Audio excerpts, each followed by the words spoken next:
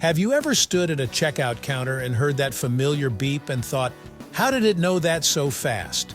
No typing, no searching, no hesitation. Just one quick scan, and suddenly your snack, your notebook, or your shampoo is perfectly identified. Those black lines didn't hesitate. They didn't guess. They knew. And yet, most of us walk past hundreds of barcodes every week without giving them a second thought. They sit quietly on every package, every box, every label, looking simple, almost boring. But behind those thin and thick lines is a system built on mathematics, light, engineering, and decades of innovation. Barcodes aren't just random stripes. They're a hidden language that keeps the modern world organized. So today, let's decode those mysterious lines and discover how something so small became one of the most powerful tools in global commerce. Right here on History of Simple Things.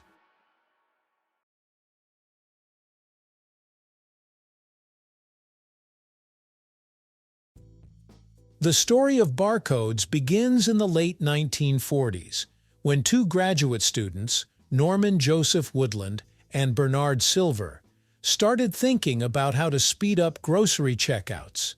At the time, cashiers had to manually type in every price, which was slow and prone to mistakes. Woodland and Silver imagined a system that could store product information in a visual form that machines could read. Their first idea wasn't even rectangular. It was circular, inspired by Morse code, and looked more like a bullseye than today's barcodes. While the concept was promising, the technology of the time wasn't advanced enough to make it practical. It wasn't until the 1970s, when lasers and computers became more affordable, that barcodes finally took off. In 1974, the first commercial barcode was scanned on a pack of chewing gum in a supermarket in Ohio. Companies like IBM helped develop the modern system, and major retailers such as Walmart quickly adopted it. From there, barcodes spread worldwide, becoming a standard part of global commerce. At first glance, a barcode looks like a random set of thick and thin black lines. But in reality, every line and space follows a precise pattern. The most common type you see in stores is called a UPC barcode, short for Universal Product Code. A barcode is made up of three main parts: the start pattern, the data section, and the end pattern. The start and end patterns tell the scanner where the barcode begins and ends. The middle section contains numbers encoded as combinations of bars and spaces. Each number is represented by a unique arrangement of thick and thin lines. Think of it like a visual alphabet. Instead of letters, it uses widths. A narrow bar might mean one thing, while a wide bar means something else. When these patterns are read in sequence, they translate into digits that computers understand. So a barcode doesn't actually store the price of an item. It stores an identification number. That number acts like a key that unlocks information stored in a database. Now, let's talk about the scanning process. When a cashier passes an item over a scanner, a red laser beam or LED light shines onto the barcode. The black bars absorb most of the light, while the white spaces reflect it. A sensor inside the scanner measures how much light comes back.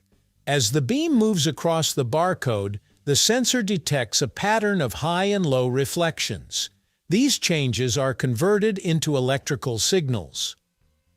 Those signals are then translated into digital data, basically a series of ones and zeros. The scanner sends this data to the computer system, which interprets it as a product number. All of this happens in a fraction of a second, which is why checkout lines move so quickly.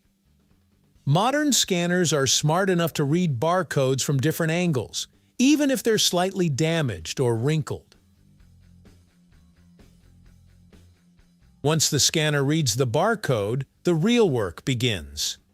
That series of black lines is translated into a number, usually 12 digits in the case of a UPC barcode.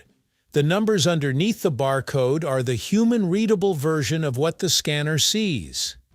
The first 6 digits identify the manufacturer or brand.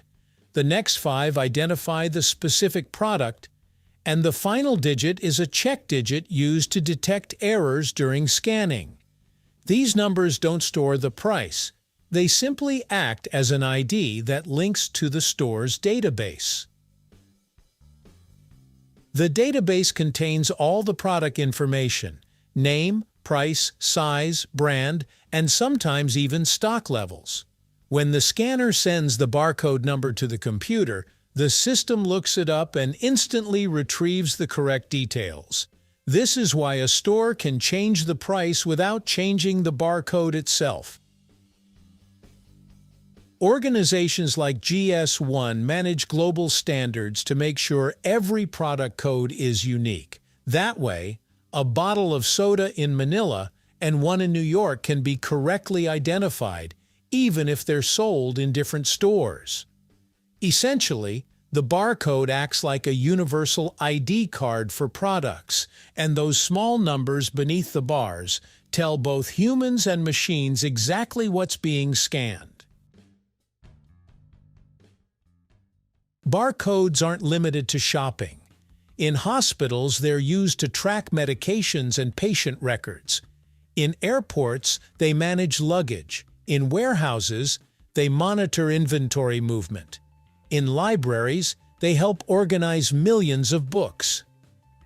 Delivery companies use barcodes to follow packages from sender to receiver. Each scan updates the package's location in real time. This is how you can check your phone and see exactly where your parcel is. Even event tickets, school IDs, and government documents rely on barcode technology. It's a quiet system that supports huge parts of modern life. While traditional barcodes are one-dimensional, newer codes like QR codes are two-dimensional. Instead of just lines, they use squares and patterns that can store much more data. A QR code can hold website links, contact information, payment details, and more. That's why restaurants, posters, and apps use them so often today. They're like barcodes on steroids, faster, richer, and more flexible. Still, classic barcodes remain essential because they're cheap, simple, and incredibly reliable. In a world filled with smartphones, AI, and cloud computing, it's easy to overlook something as simple as a barcode. But its strength lies in that simplicity. It doesn't need batteries. It doesn't need Wi-Fi. It just needs light and a scanner. Barcodes reduce human error, speed up transactions, and keep supply chains running smoothly. Without them, shopping would be slower, shipping would be messier, and businesses would lose track of millions of products. So the next time you hear that familiar beep at checkout, remember, you're witnessing decades of innovation packed into a few black lines, a tiny invention that quietly keeps the modern world organized. Thank you for watching. If you have suggestions for our next video, feel free to share them in the comments below. We'll be sure to give you an acknowledgement for your contribution. Thank you for joining us on this journey through the history of simple things. Don't forget to like, subscribe, and stay tuned for more stories woven through the smallest details.